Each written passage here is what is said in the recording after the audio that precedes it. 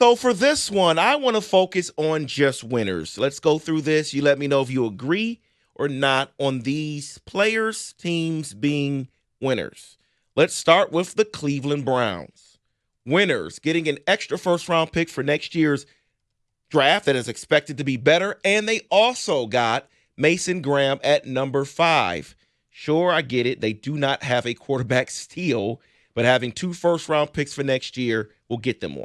David, I'm going to say winner because they realize there's no quarterback out there right now that's going to immediately turn this thing around. So why not stock up? Why not get players? Why not get guys who can help you win right now? And getting a first-round pick next year, I thought that was the cherry on top. I mean, because they walk into this tonight with 2 picks early on in the first 4 picks, they could set this thing right, especially if they just said, you know what?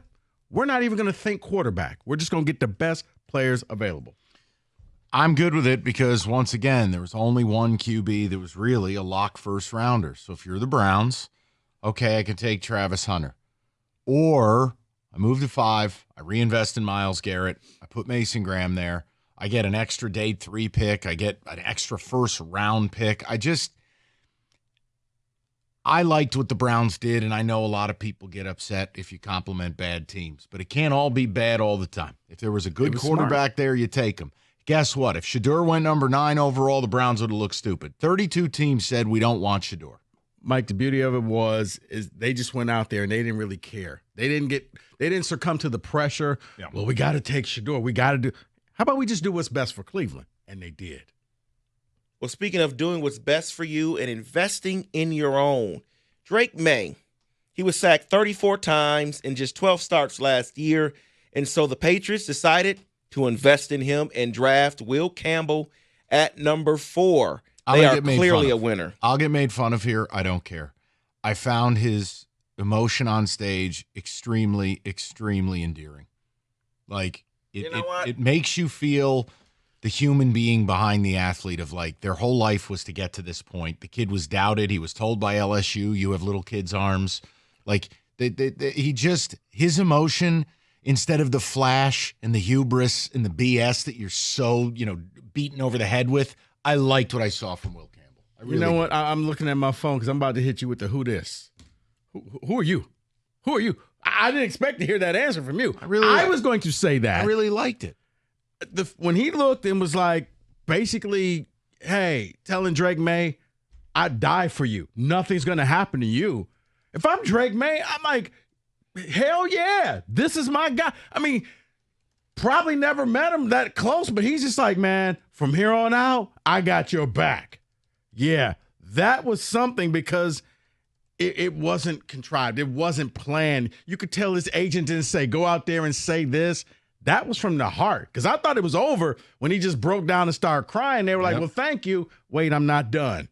And then he looks in there and says, I got your back. Next on the list would be the Colts GM, Chris Ballard. Yes, there are question marks at the quarterback spot. They brought in competition for Anthony Richardson. But what helps a quarterback? A tight end. They took Tyler Warren in the draft. I think he, the GM, is a winner. I was really stunned when the Bears passed on Tyler Warren for Colston Loveland and Warren got to the Colts. So, another thing I was right about is the Jets weren't taking Tyler Warren. But I'm not going to go there. That would be self-aggrandizing. Not go there. No, my problem with the Colts, Rico, first of all, okay, you bring in Lou Anaromo, so maybe the defense will get a little bit better. Offensively, I don't think a tight end is going to help Daniel Jones. I don't know if God could help Daniel Jones. Anthony Richardson has to get serious about football. The Tyler Warren thing, I'm fine with it, but, like, am I wrong that I just don't view him as this savior? See, no, I think he's going to be good for Anthony Richardson. I guess I totally forgot that Daniel Jones was there, and I don't think that that's Daniel his Jones competition. Is that okay? They set the bar real low for him. Like, if you can't beat this guy out, we're drafting a quarterback next year. Plain and simple. But yeah, Tyler Warren can do a lot of things, and I was shocked when I saw that. I was like, okay, man. Ben Johnson's going to have a great toy. And I'm like, Colston Loveland, I would have taken Tyler Warren just because he's so versatile. Whether you send him out in routes, he can pass block, he can he can turn into a wildcat quarterback if you need. Like, I thought the Colts got extremely lucky, and this was just that pick that fell right in their lap, and they said thank you to the rest of the league. We'll take it. Next winner on my list would be Baker Mayfield, because the Tampa Bay Buccaneers took Emeka Egbuka, who is just another talent to put around Baker Mayfield with aging wide receivers around him. Now he has a young wide receiver around him.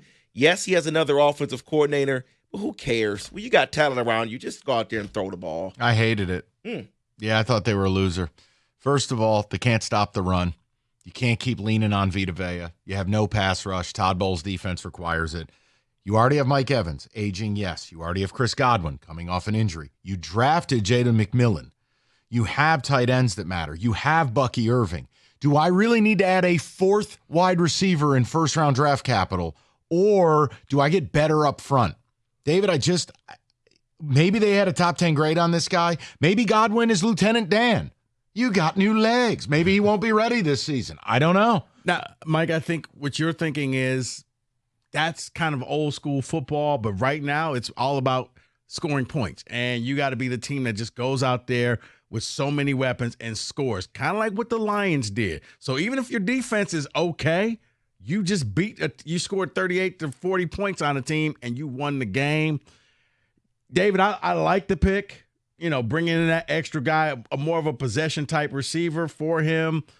I'm good with it. Next on my list will be the Green Bay Packers in a division where every team scores lots of points.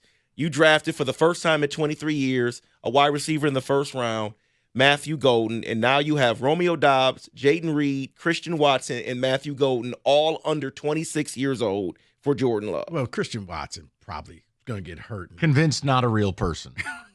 He's a real person. You got the fastest player in the draft. It's your version of Xavier Worthy or your version of Tyreek Hill or J-Mo.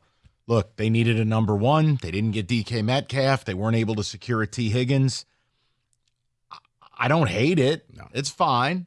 I didn't first time since 2002 they took in a wide receiver in the first round. Which is wild to think about. But no, I'm good with it, honestly. Now, you haven't said one team that I thought was a big winner and it was in this division. I loved what Minnesota did. Do you? Yeah, I do. Okay.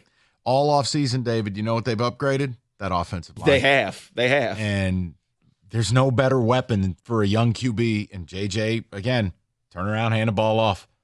That offensive line is going to be a much better unit this season.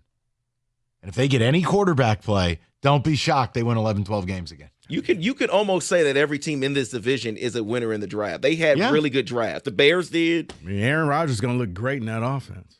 You stop it right now. David, go ahead. And then I'll close it out with this one. I don't know if you agree with me, Michael, but I will say Brian Daboll and Joe Shane are winners.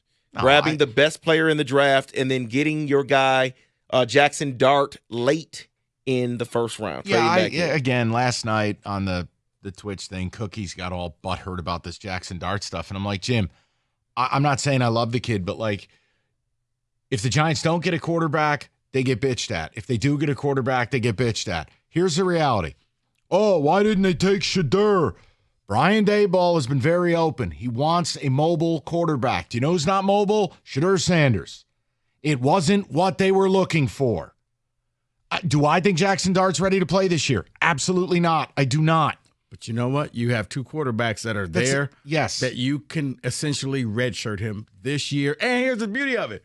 If you do, I don't think that Mr. Dart is going to be yelling at the Giants saying, why aren't you playing my son? My son is great. And again, they got the best player in the draft. They got Abdul Carter. Is it going to help us? No. We could have drafted Jesus last night. We'd struggle to win 7 games.